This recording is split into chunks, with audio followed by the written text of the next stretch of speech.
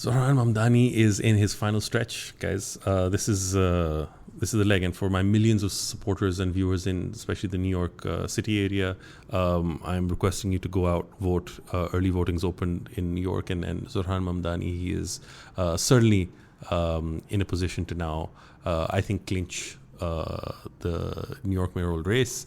What we're seeing is desperation at its peak right now, because they know they're close to losing.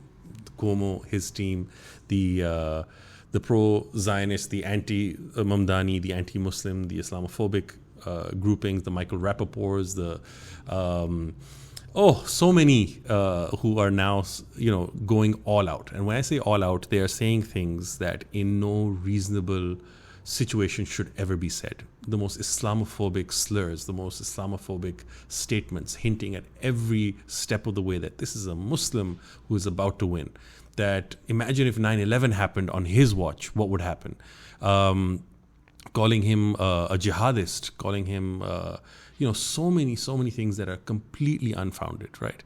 And they've really just resorted to this desperation right at the end. And it's going to be very, very satisfying when we see them eating humble pie once he actually wins, and their dreams of this, autocratic, theocratic Muslim dictator do not materialize, right? So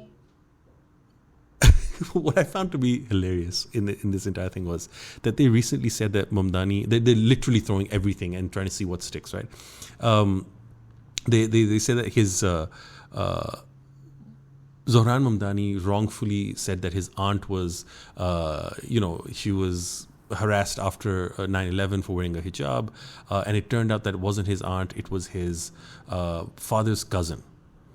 Man, everyone older than you, Desis, brown people, we call them uncle and auntie, right? That's just a statement. I still call people uncle and auntie.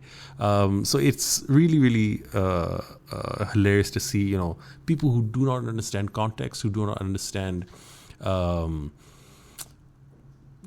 something as small and a cousin, your dad's cousin is your aunt, dude. It's your second aunt or whatever you call it. But for people not to understand that and making that an issue, trying to undermine his integrity, I mean, it just shows how weak the campaign against him has been.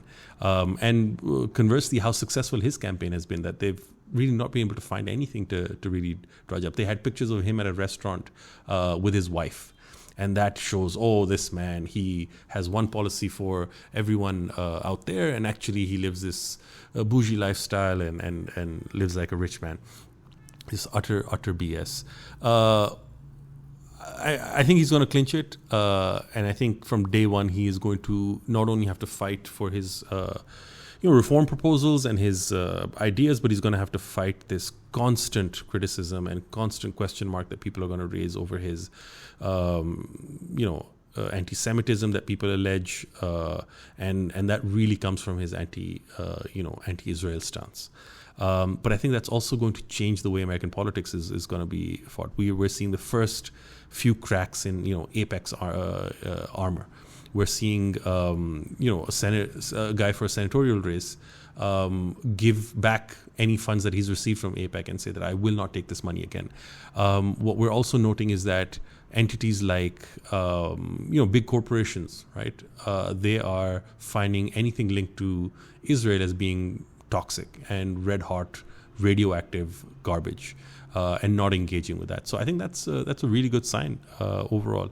And if we can see a change in New York, we can see a change all across the U.S. But at the same time, once you've wounded animal is the most dangerous thing.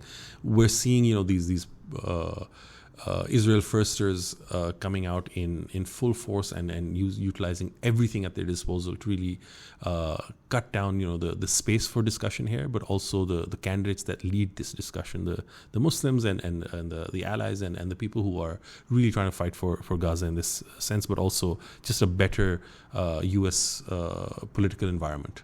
So I'm really, really hoping to see how this plays out, and to see, on November 6th, once the election is done, for Mamdani to win. Thanks. The revolution will be live.